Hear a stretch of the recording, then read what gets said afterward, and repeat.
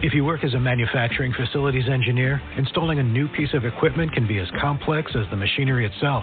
From prep work to alignment and testing, it's your team's job to put it all together. That's why it's good to have Grainger on your side. With industrial-grade products and next-day delivery, Grainger helps ensure you have everything you need close at hand through every step of the installation. Call 1-800-GRAINGER, click Grainger.com, or just stop by. Grainger, for the ones who get it done. Blog Talk Radio. The following broadcast is brought to you by the iGolf Sports Network. The Women of Golf show is sponsored by the iGolf Sports Network and Golf Tips magazine. Here's more about our sponsors. iGolf Sports is a live stream broadcast and media production company providing quality programming designed to attract the golfing enthusiast. And Golf Tips, the game's most in-depth instruction magazine, including reviews on the latest equipment, tips from top teaching professionals, all designed to help you improve from tee to green.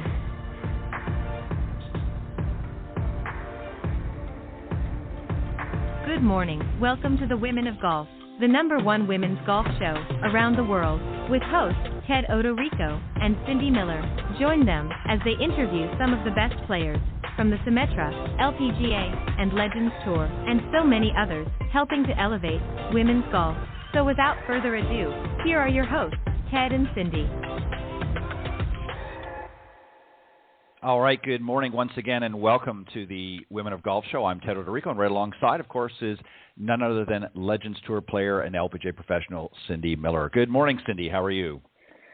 I'm doing great, Ted. How are you? I'm doing very well. Very excited this morning. We've got a couple of great guests. Slight change to the program. I had a little mishap and didn't notice that we had a guest on the second half and came up with a no BS zone discussion. So we have to save that for another day. So we've got two great guests. First up is going to be joining us is Casey Danielson. She is a Symetra Tour graduate, and she's going to be on the LPGA Tour next season in 2022. And then a little bit later on, we're going to be joined by Marrisa Kulig Crowe, who is, as I understand, the LPGA Teacher of the Year this year. So we're going to have her on the second half. But let me just let the folks know a little bit more about Casey, and then we'll bring her on. As I mentioned, she was on the Symetra Tour. She won actually twice, Cindy. We had her on back, I believe, in May, if I'm not mistaken. She won the 2021 Symetra Classic, and then she followed up, I think, 2 months later with the Donald Ross Classic at French Lick in July, rounding her out to the #3 spot for the race for the card, meaning, of course, to get on the LPGA full-time. So, Cindy, let's welcome our first guest this morning, Casey Danielson. Good morning. Good morning. Thanks for having me. You're like a rock Well, star. we're glad to have you back. Yeah, it's great to be back. Where well, are you? Congratulations. I am at home. I actually just moved to St. Paul, Minnesota. So I'm back home enjoying the off season. Well, good for you. Yeah. We need some snow. Yeah. Yep. I mean, if it's going to be yucky out, it might as well snow, right? Right. You bring it over to me. I'm in Buffalo. It can snow over there, and then you can let it come over to me. Oh, perfect. Okay, that sounds like a plan. All right, Cindy, go ahead. Ted. I'll be quiet. You want me quiet to now. Okay, no, that's fine. Well, just in time, for Winter Blast. So, Casey, first off, congratulations. We didn't get a chance to. I think your schedule was a little bit busy at the time when you won the Donald Ross Classic, and so we didn't get a chance to have you back on at that time. So, congratulations on the second win.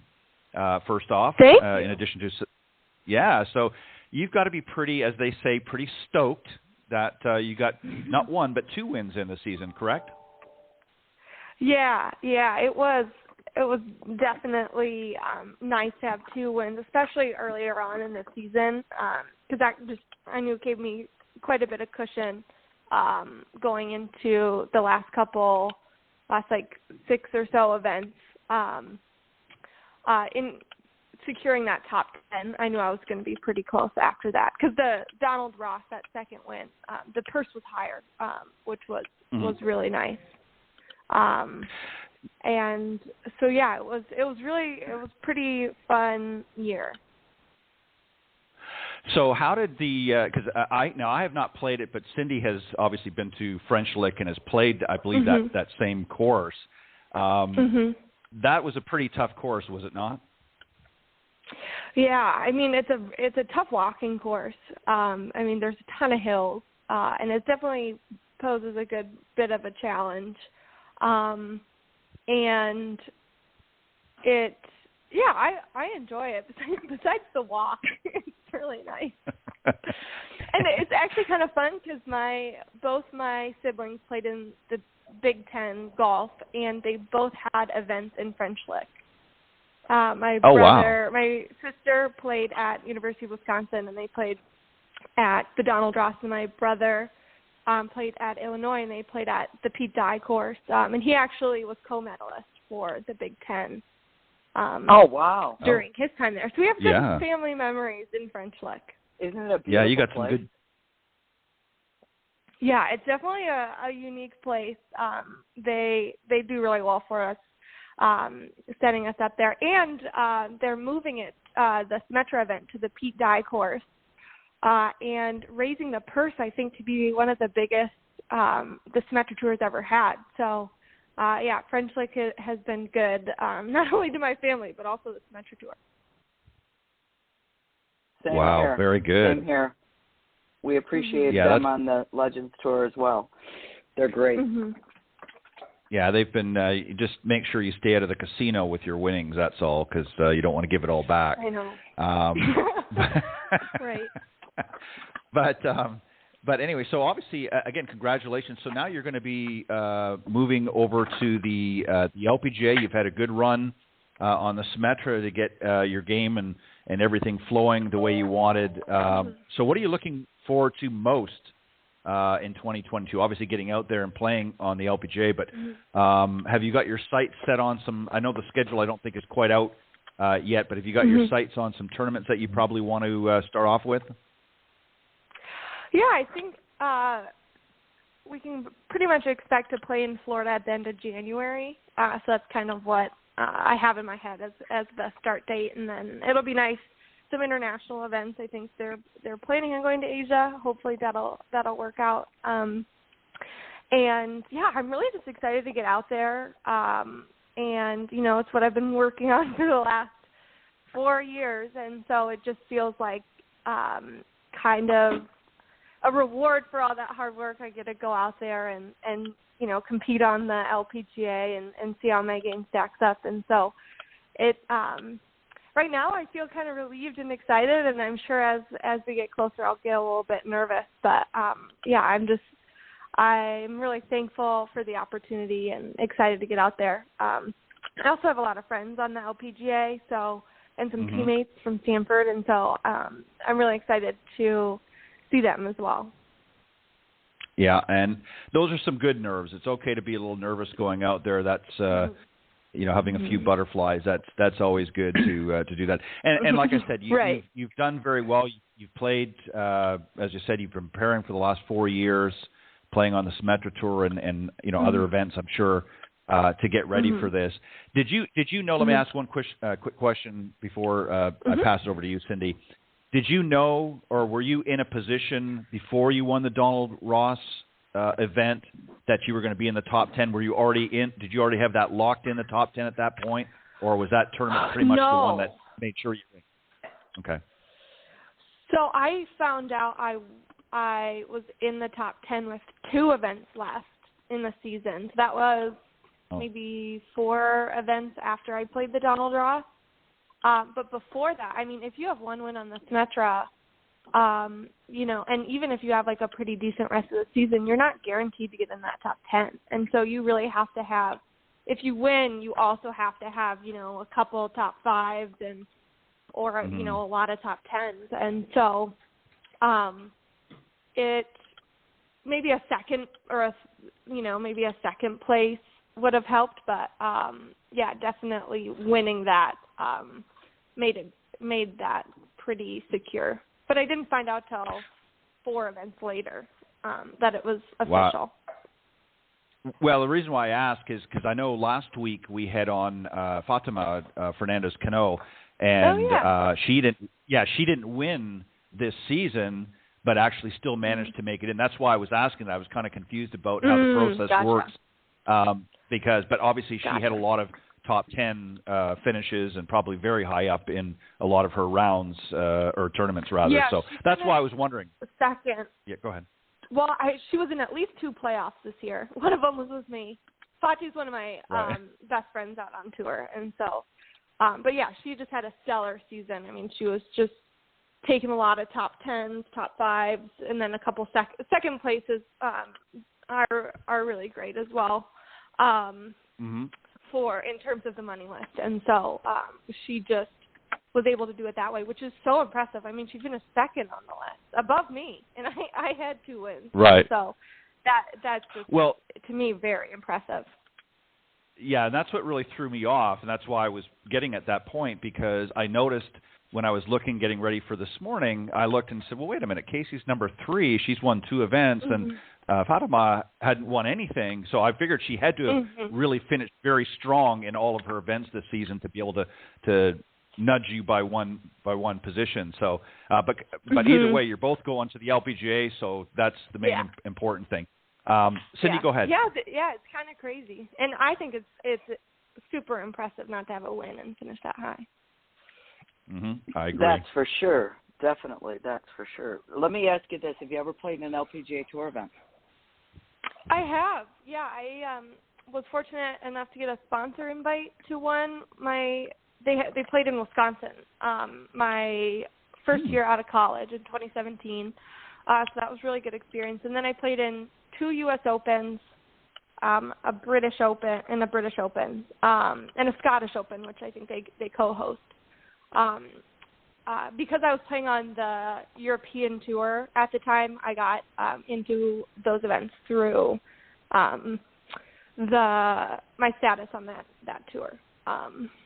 Those are pretty big events, so it'll be nice to play some regular season events too. Oh, and I played in Portland as well last year. So awesome. I played in a few. Awesome. And what are you going to do for fun while you're vegging out in Minnesota? Definitely get a lot of family time in. Usually I try and take a trip during the off season. But this year I'm really just excited to have some time at home. I became an aunt this year during the season, and so my sister had a little baby girl, and so I'm excited to get to spend time with her.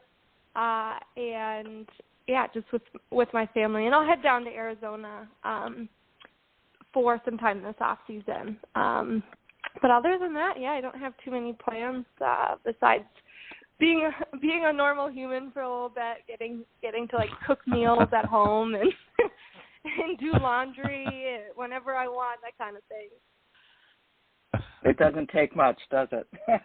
Yeah, no, especially because the season will start earlier than the Symetra, so I'm definitely going to spend time at home because I know that the season will be long next year. It will be. That's awesome. Ted? So, Casey, let me ask you, you're going to have some time off, which is great, and congratulations on being an aunt.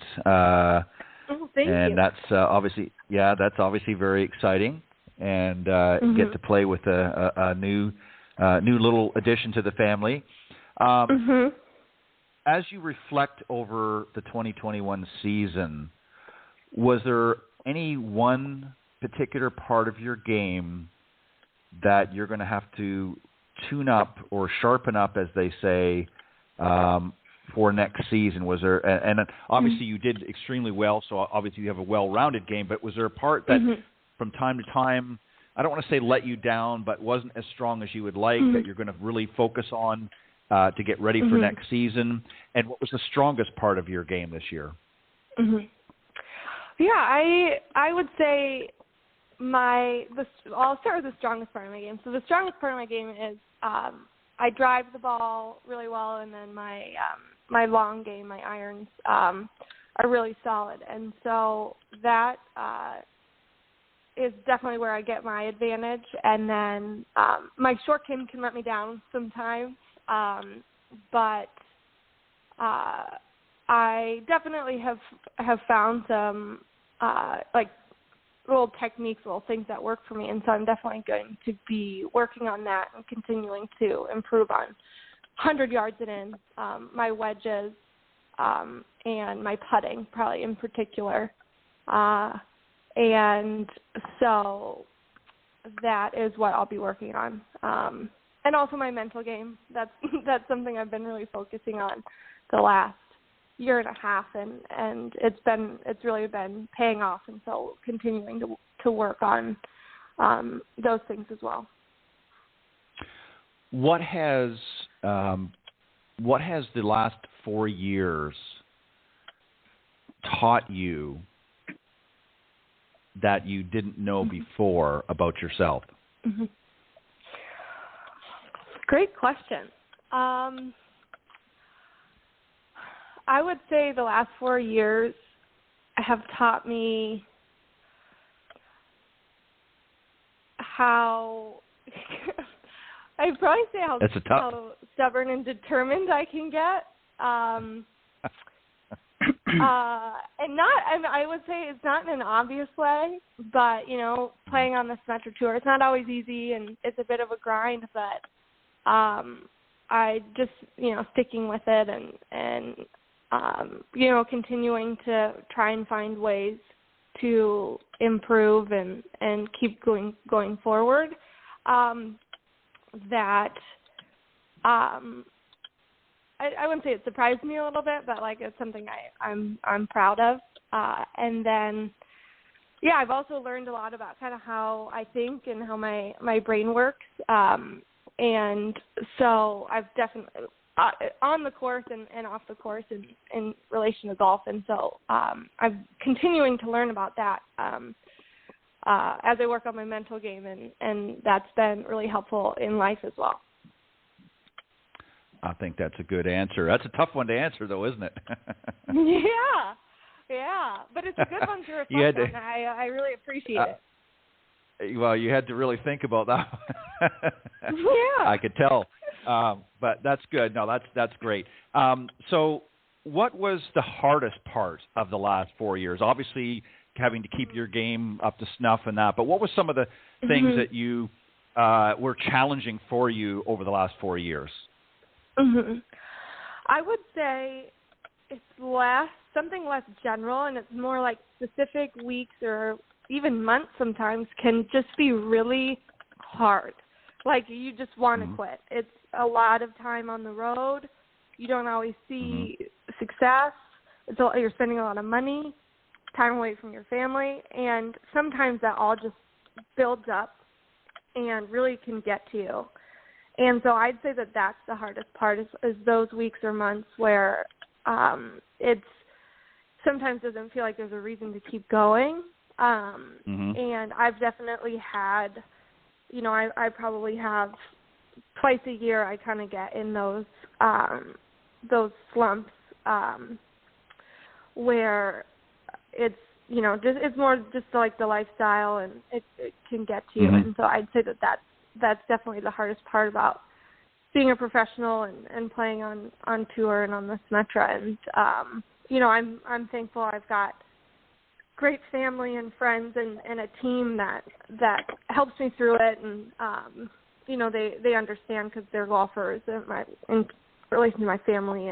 And so, but sometimes it's really hard to get out of that mindset, and you don't really know when you're gonna actually come out of it. But it's definitely gotten easier as time has gone on.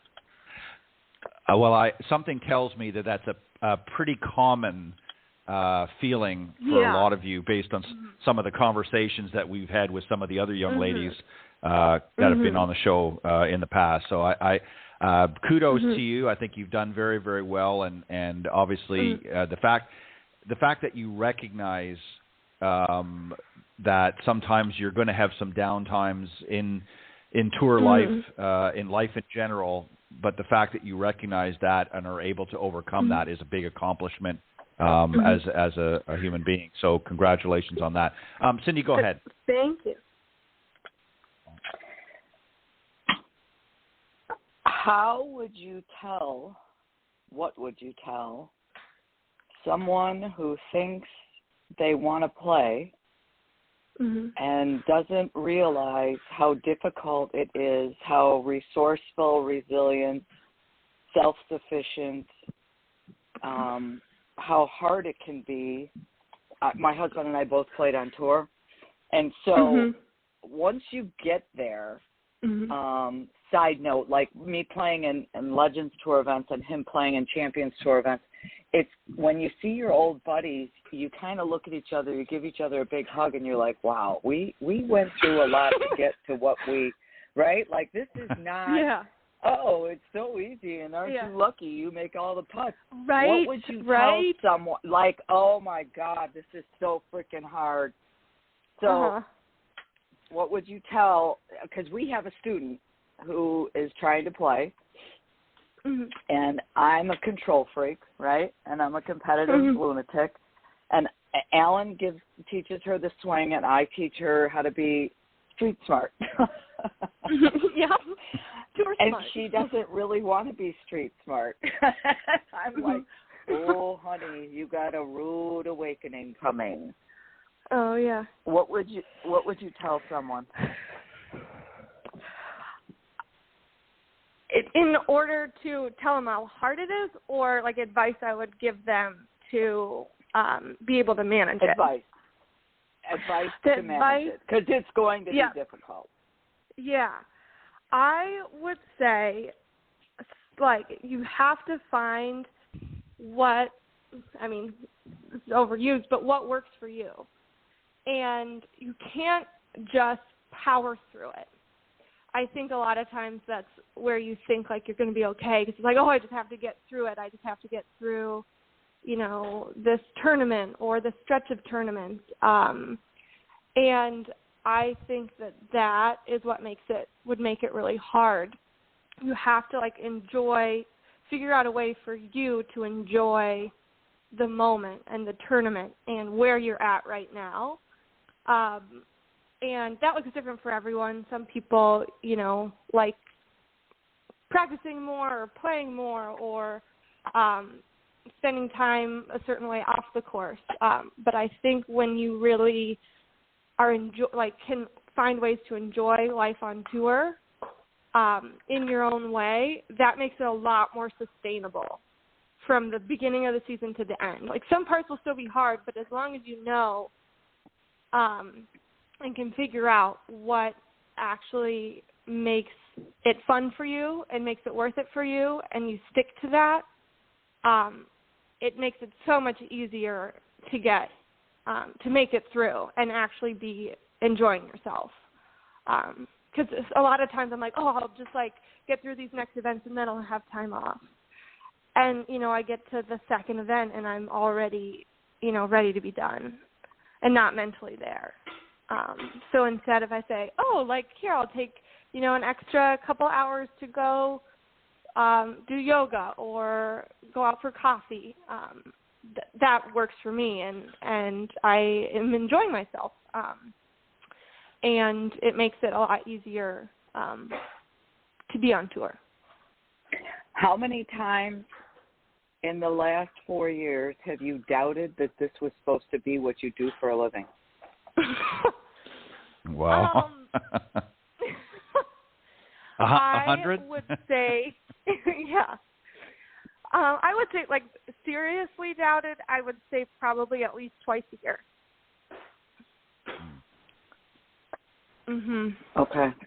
Yeah, because you don't know what the future holds. And you're the perfect example of, I needed to learn to grow for 4 years. I'm ready. Yeah. So when you walk on that practice tee and you're hitting balls next to Lexi, it's like, I belong, Chica. I'm here. Yeah. Instead of, oh, my God, that's Lexi, right? Right. Yeah. Yeah. You got to have that attitude of, I punched my ticket cheap, you know. So right. And it's funny, one of those times was actually right before I won in French Lick at the Donald Ross. Like the week before, we had an off week, and I was just like, is this, like, I don't know if I can do this. I don't want to go. I feel like burnt out. And exhausted. Yeah, exhausted. And, you know, I just told myself, okay, you know what it takes for you to enjoy yourself, and you haven't been doing that. And so, you know, you can get through next 2 weeks if you just focus on that again. And then I went and won. So there you go. Mhm. Very awesome interesting. stuff. Yeah, it's funny, you know, because again, I think sometimes, and we've heard this, and I know I've mentioned this many times, Cindy, on the show, but you know, Casey, we've interviewed, much like yourself, many young ladies coming through the Symetra Tour as they've won their events, and there's been a sort of a resounding effect, I think, for a lot, especially those that have played for at least a couple of years, that you get to that point where it's like, oh, I don't know if I can go on. And I know it wasn't last season because of the COVID, but I think it was the previous season. You had, at one season, you had 7 events in a row, and everybody was like, I mean, you know, wanting to pull their hair out. But I think what a lot of them realized is, you know, I've got to come out and I've got to grind it out if I want to win or if I want to be competitive, but I've got to remember to have fun along the way. And I think that's where people started to kind of flick that switch that say, you know what, it's a profession I've chosen and it's going to be tough and that, but I want to have some fun while I'm out here too. Otherwise it's not worth it. Was that something that you said to yourself at some point too and said, look, you know, I get I've got to work hard. I get I've got to practice longer and I've got to do this if I want to play at this level. But gosh darn it, I'm going to have fun while I'm out here too. Is that something you said? Oh, definitely. And I think I kind of came to, it's like a crossroads of like, if I can't keep going, I can't keep going for a long time if I keep it up like this. Like if I'm trying too hard and like zoning in too much and really not enjoying myself. And so it's either quit early or find a way to be able to like sustain myself on tour and enjoy life on tour, even if that means, you know, not going to the course when I think when I should, or, you know, saying no to something, or it just, I think that it makes it so much, it's worth it to take those things and to really work on having fun, enjoying yourself, because then you'll be able to do it for longer, and you'll have, you know, more opportunity because you'll be able to play for longer, because there's definitely been times where it's like, I can't keep going the way I'm going, and you have to adjust. And I think, too, you have to really find what that means for you, because I think having fun means something different for everyone. And so I think you got to figure out, like, what that actually means for you. Yeah, I think you get it, though. I think you understand it very obviously that, again, you have to be really enjoying yourself. And there's going to be moments, obviously, where you're not going to, and you're going to be, you know, you're going to be pulling up in the driveway at the clubhouse, and you're going to turn around and say, I got to leave. But I think when you know, and I'm sure that's happened to people where they felt like turning their car around, you know, and heading the other direction. But, you know, much like you said, you did a little bit before the Donald Ross, but ultimately, you know, your mental strength that you've been working on so hard over these last several years has paid off and has helped you persevere. And you know, you came out with 2 wins. Well, Casey, we want to thank you. Unfortunately, we got to let you go, but congratulations again on a great season on Symetra, and best of luck next year teeing it up on the LPGA. And I hope you'll come back and let us know how you're doing next season. But best of luck next year playing among the best of the best. Thank you. Thanks so much. It was great chatting with you again. You too. All right. Good luck, sweetie. Thank you. All right. Bye. Bye-bye. All right, Casey Danielson, graduating Cindy from the Symetra Tour, heading out to the LPGA in 2022. She's obviously very, very excited and really coming into herself, as a young professional and as a young lady. And lots of exciting times for her as she gets ready to battle it out with the Lexi Thompsons of the world. I think she's gonna do well. She's got a good attitude. I think she's got good game too. Mm-hmm. Definitely does.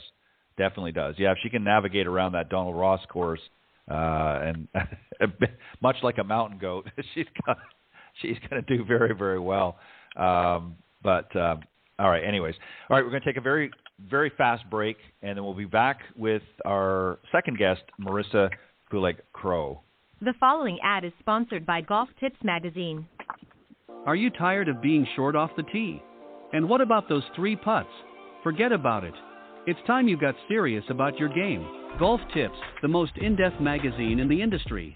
For over 30 years, Golf Tips has delivered expert content such as the latest golf instruction from America's top pros, simple-to-follow practice and game improvement drills, fitness and mental game tips, equipment, training aids, accessory and apparel reviews, golf destinations and travel tips for every budget, and so much more.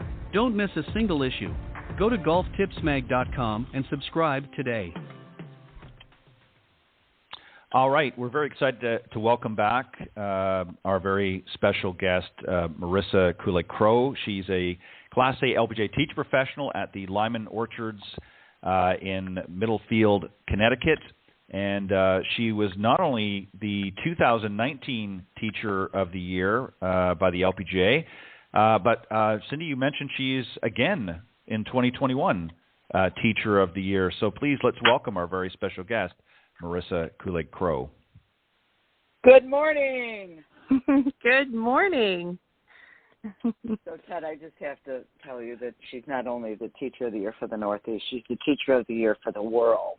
The whole world. Oh, wow. Even better. Oh, yeah. my goodness. So she won for the whole country. It only took her 2 times. It took me 3. But wow. Congratulations. We love you, darling, and you are the best. Thank you. Such an honor. Listen to what she sent to me today. She finished up her season last Saturday. Does that mean you're not teaching right now? No. You're done? Pouring today, but no, I'm done. I told my general manager I'm done. I'm taking the winter off. Really? Yeah. I got 21 lessons today, and I'm in Buffalo. Suck it up, Buttercup. Oh, believe me, Cindy, I could do the same, but I made the decision. I'm staying home. I want to focus on other stuff. So. All right, like you need balance. Okay, I get it. But she taught 1,400 ladies this year. That Ted. Oh. She had 220 ladies participate in Women's Golf Day back in June. 240 players, 220 ladies, 20 men for Putt for Pink earlier this month, raising $8,500 for Middlesex Comprehensive Breast Cancer Center. Jeepers creepers. You do need a break. Wow. Yeah. You should stay home and be a mommy. That I am. My son is currently home right now, so if I feel distracted, he's hacking away. Just a cough. Oh, he's sick? Yeah. He has a cold, but whatever. How old is he now? 6? 5. Well, he'll be 5. 6 in December. Soon enough. Nice. All right. Ted, you can ask her a question. All right. Well, thank you. I'm glad I get to butt in here. Well, Marrisa, congratulations on winning the LPGA Teacher of the Year across the nation. And yeah, I mean, what a feat to be able to do that in 2 attempts. So that's fantastic. So congratulations for that. And also all of the work that you do. I remember the last time when you were on earlier the year, I think it was May 11th you were on, and you've got quite the program that you're working at Lyman Orchards. Tell us about, I mean, having that many participants going through your programs, that's got to be draining. I mean, that's a lot of people to go through in a half a season, because you're taking the other half off. Right. Yeah. How do you manage that? I mean, obviously, there's other help, I'm sure, there at the facility, but how do you coordinate and manage to have such big groups going through these various programs? It takes a lot of preparation. I just am very detail-oriented and fairly organized, so a lot of that planning I'm doing now for next season.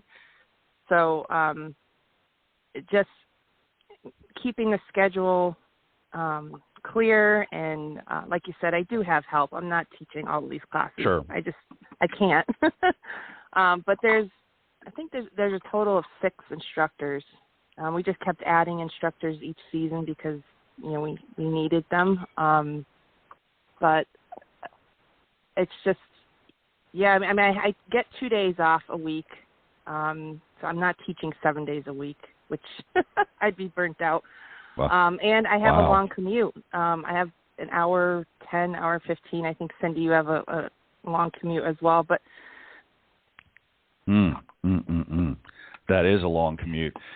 And the fact that you have a couple of days off, which is good, obviously, when you have a young family too, you've got to have time to spend at home. Typically, how long do the programs run? Now, is this like you said, and you actually stole my follow-up question, and that was, are you preparing for next year now in the off season as you took it? How long typically are the programs? Do they run pretty much the whole season, or are they 3 or 4 day schools, or what? Can you hear her? No, I can't. She's on. Marrisa, I'm not sure if something happened, but we lost you for some reason. Oh, no.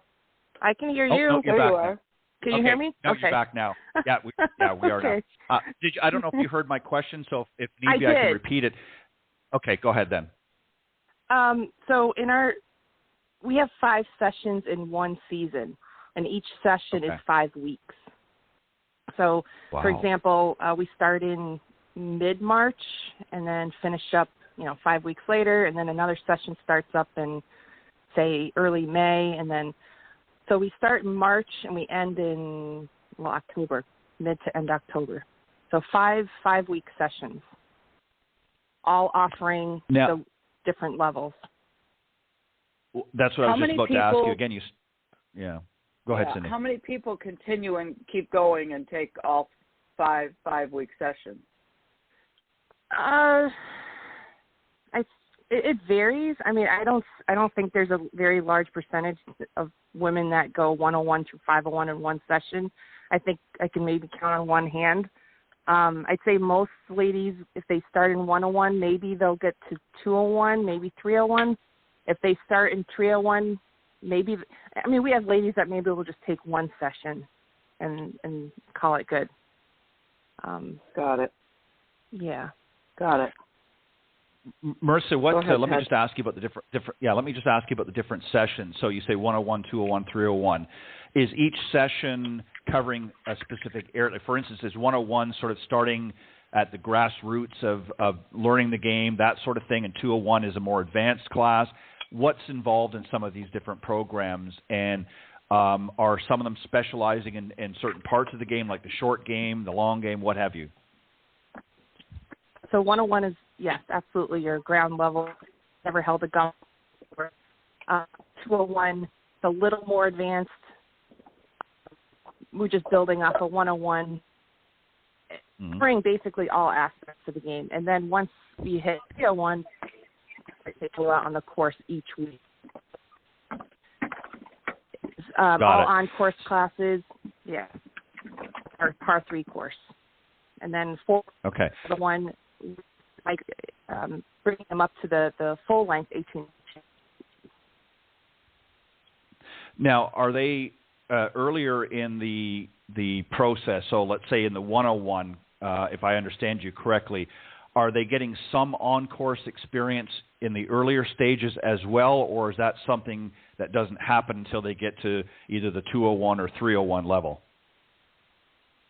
No, 1 and 2, the last class, because there's 5 weeks, the last class will take them out on the course and just give them a taste. Okay.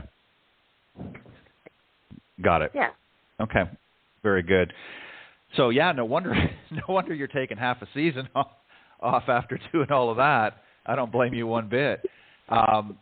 So besides scheduling for a new season, what else are you going to do in your time off? You're going to have a few months, obviously, before you get back at it again. And when will that be? Will that be like March, April kind of thing when you get back out there? And what will you be doing, obviously, besides taking care of a little one, in your off season? Are you going to travel, or what are you going to do? I'll return back in March, early March, and then I feel like I'm busier now. I'll be teaching virtually 5 days a week, yoga for golfers classes and cardio golf classes. Oh. Yes. Wow. That's right. I do. You know what? I apologize. I remember now. That's right. When you were on last time, you're doing the yoga for golfers and also cardio golf as well. So you'll be keeping fit and helping others keep fit. What's the best part of your job? I mean, obviously there's a lot of great components to it, but what do you love the most about your job? Interacting with people, just laughing and just having fun. I've been told by others that I'm successful because of how my connection with people, how I think I'm going to miss that, in the off season, because I'm just teaching people virtually. But I feed off of people's energy, and I think they feed off of my passion. And yeah, that's what I love most. Well, you know what? I think that's a fantastic answer, because, one of the things that I think makes a good coach or teacher professional is being a great communicator, being able to communicate with your students and so forth. And I think that energy, if you're somebody, and it's not just a matter of speaking well, but it's also just having that connection with people. When you have a strong connection as part of the communication, people pick up on that. They pick up on that vibe. And it's contagious. I mean, people look at it and they say, wow. And I agree with some of the folks that have said that that's the reason they believe that you're successful, is that obviously you communicate well and you interact well with others, and that makes people want to be around you. So now I know why you won, Pete, the LPGA Teacher of the Year award. So, Cindy, go ahead.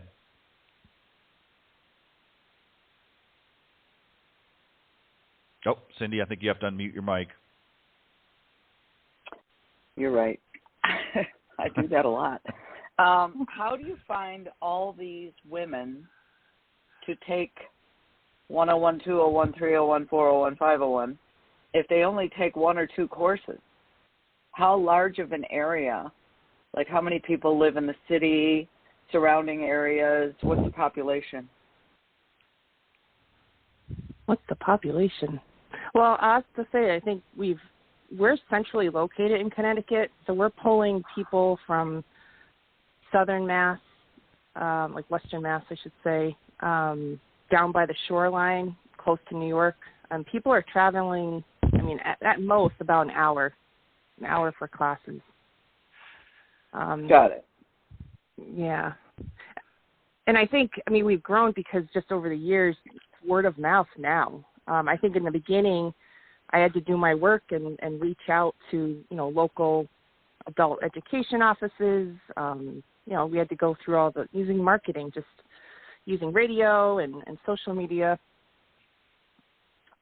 Once we got the people in, then they fell in love with the facility and just had fun, and word has spread. One thing you didn't mention. Uh-oh. Why is it called Lyman Orchards, and what do you make? The best pies ever. Yes, we are a very unique facility. It's not just golf. It's golf is just a tiny piece of the pie, pun intended. They have, it's wow. lots. I mean, hundreds of acres of apple orchards, and yes,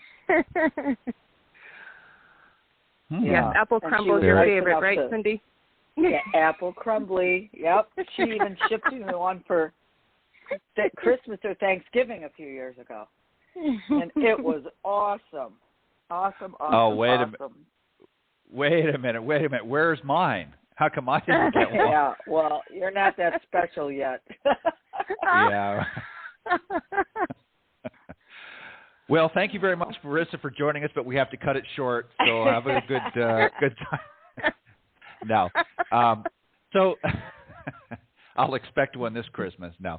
No, that's great. I mean, you can't ask for a better job to be able to do something that you love and snack on some apple crumble and on breaks. You got to be careful though, because that can have some. That's why I'm doing cardio golf now. that's what I was saying. Yeah, you got to step up the yoga for golfers and the cardio golf too. So let me ask you, just going back to sort of follow up on something Cindy had asked you about the various women. What percentage of the women that are coming into the programs, and I'm not asking for a specific age, is over 50% above, say, 45? Is 50% below 45?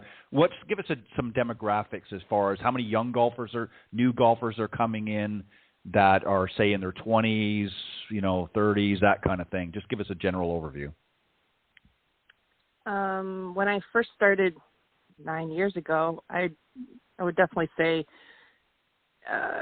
75% of my students were like 55 and over, and then over the years, it's changed. I would say, well, especially with COVID, I mean, that helped because people were available and had the time. So I don't know, that would kind of skew the results. But I would say, like, this year we had, I would say 50% were, I'd say probably like 45 and over. And then I'd say like maybe 25 to 30% were in their like 30s and younger. People, because like I said, with COVID, they're working, but they have the flexibility. Yeah, and I think that overall the industry has seen an uptick in that area. The reason why I ask is, and I don't know how much you follow statistics, but just to give you an idea, right now in the United States, and this is obviously approximate numbers, the baby boomers represent about 70 million folks here, and I'm one of them. And then the millennials, which falls into that younger demographic, has now surpassed in volume by about 2 million. There's 72 million. So obviously, our numbers are dwindling for obvious reasons. Their numbers are gaining. What do you think, or are you seeing more millennials become attracted to the game, and how are they different than some of the previous generations as far as their approach to the game? I'd say the younger clientele, they're taking up the sport for, I'm just saying this from experiences, that they're taking it up more for like work reasons, more for their career, which is, kind of cool. Yeah. They feel like they're missing out, and they want to learn. And I would say it's more for work. Trying to think. Do you think that, and the reason why I'm asking this is, I think typically, your older demographic of golfers are more into sort of that country club experience. Traditionally, they played with their husbands, they play in leagues and things like that, whereas some of the young, up-and-coming young ladies, obviously not all of them are wanting to play it on tour. They may not gravitate, at least in the men's, I know, that, they may not necessarily gravitate to that country club experience or even the resort experience. and they're approaching the game from a different perspective. It's more about fun. It's about entertainment. It's, a lot of things. Are you seeing that trend as well a little bit? Obviously with, organizations like Top Golf and some of these others that are coming up that are approaching golf from more of an entertainment value as opposed to the traditional aspects of the game. Are you noticing that with some of the younger Sure. groups as well? Yeah, I agree. Something to do after work. Yeah, absolutely. Mm-hmm. Something.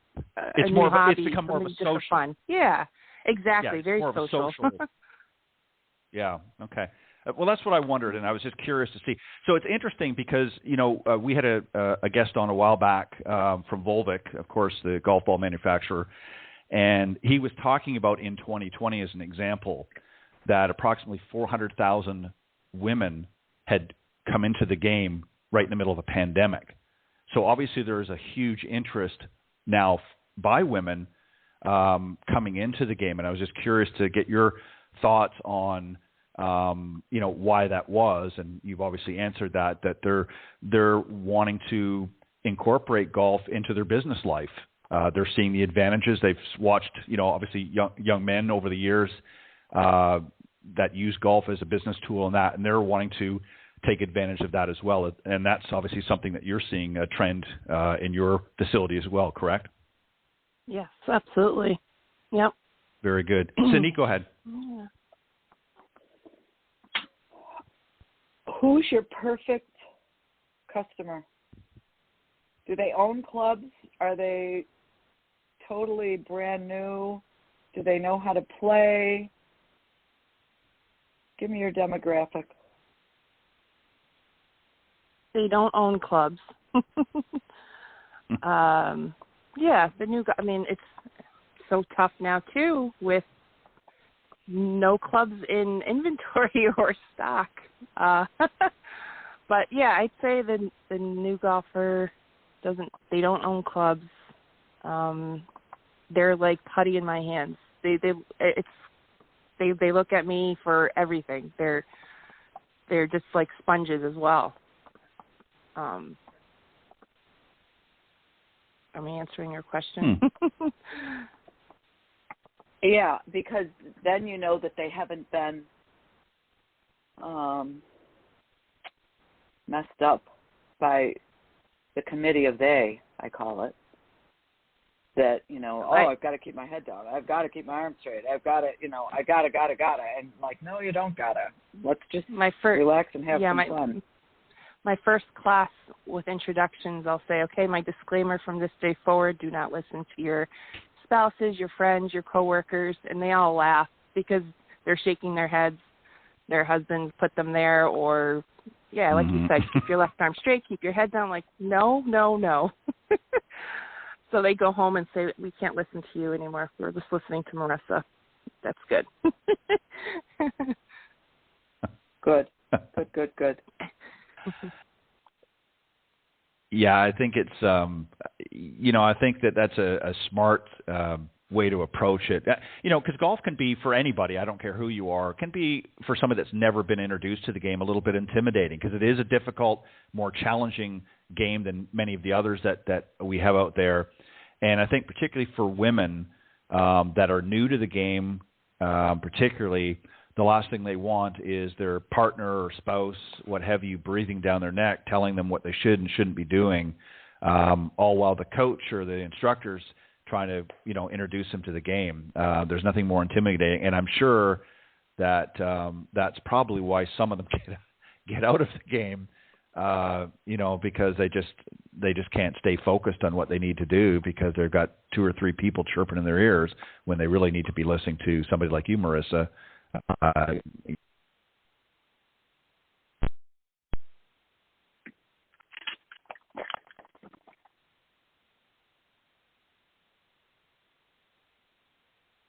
Can you hear me? Yeah, I can hear you. That's odd. Anyway, Uh-oh. So let's just, he'll come back, maybe. So tell us what you're working on now. what am I working on now? So, as I mentioned before, I'm working on my schedule for next year in hopes that we're going to hire a couple of instructors. Working on my presentation for the PGA show. As you know, I'm working on a new website, trying to roll out a new program for other instructors. And as I said, I'm teaching yoga for golfers and cardio golf 5 days a week, so I'm going to be busy. Yeah, I thought you were going to not teach. You're teaching. All right, well, yeah, I guess you're not teaching golf. I'm teaching. Oops. She's working off those apple pies and that apple crumble is what she's trying to get all the. That's all what the I'm really doing. Listen, my apologies, by the way. I accidentally cut myself off, so my apologies midstream. So I know we don't have time for that. But yeah, listen, you've been feeding, in addition to some great lessons on the lesson tee, you've been feeding all these students all of these apple pies and apple crumbles. So now they've got to work it off in the off season. So it's kind of a little bit of a double-edged sword there, if you will. But yeah, so again, I apologize for getting cut off in that. But all I was really trying to get at was that I think that it's important for the students to focus on what their teacher is telling them, and it's nice to have a spouse, a partner that's supportive and encouraging, but they need to stay out of the process and let the person that is trained, to do that. Because, I mean, and all I'll add is this is why, truthfully, obviously, as I mentioned, it is a challenging game, but that is one of the reasons why I think a lot of women, particularly if they want to get out there and play with their spouse, end up getting out of the game because they're just, they can't, have their spouse constantly telling them what to do, especially when he's no better than she is. So that makes it even worse. But no, it sounds like you've got a great operation going there at Lyman. A lot of fun things to do, and obviously an extremely successful program.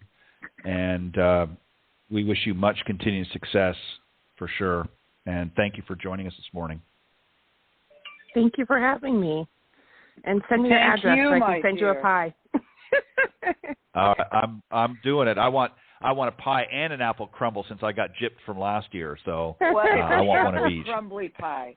It's all in one. Oh, okay. Oh, okay. It's an apple pie with crumblies on top. It's awesome. Oh, okay. Well, all right. Well, I definitely want one. Well, Marrisa, again, thank you very much. Enjoy your somewhat off season. It's not official because you are going to be working a little bit virtually, but we appreciate you coming on and sharing a few laughs with us and your experience, and much continued success. And again, congratulations on becoming the LPGA Teacher of the Year. Thank you so much. Thank you for having me. Thanks, Cindy. Thank you, dear. Have a great day. You too. Bye-bye. All right. That's it for the show. Very interesting. Just real quick comment, and then we'll go.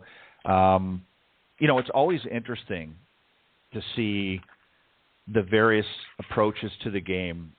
Everybody's got something different that they have to offer, and I think that's what makes this game so much fun. And then you get some young ladies like Casey that was on previously to Marrisa that just, is really not, I won't say starting out their career because she's been at it for a few years, but really ramped it up to a point now. It's going to become very, very exciting and obviously challenging for her over the next, several seasons that she plays out in the LPGA, and we wish her luck. But an interesting game that we're a part of, Cindy, don't you agree? Absolutely. Pretty cool. We're very lucky. Certainly are. All right. Thanks, everybody, for joining us this morning on the Women of Golf. I'm Ted Odorico, and Cindy and I want to welcome you next week for another show. We've got some great guests lined up, so I hope you'll join us. God bless everybody. Thanks, Cindy. Thanks.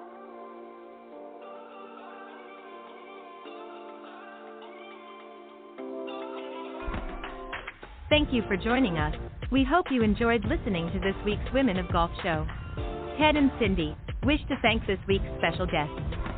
Remember to join them every Tuesday from 9 to 10 a.m. Eastern here on the iGolf Sports Network or on any of these social media platforms, iTunes, Stitcher, TuneIn, CastBox, TalkStream Live, and of course Spotify. To get updates on the show, you can follow the Women of Golf Facebook page at www.facebook.com/womenofgolf.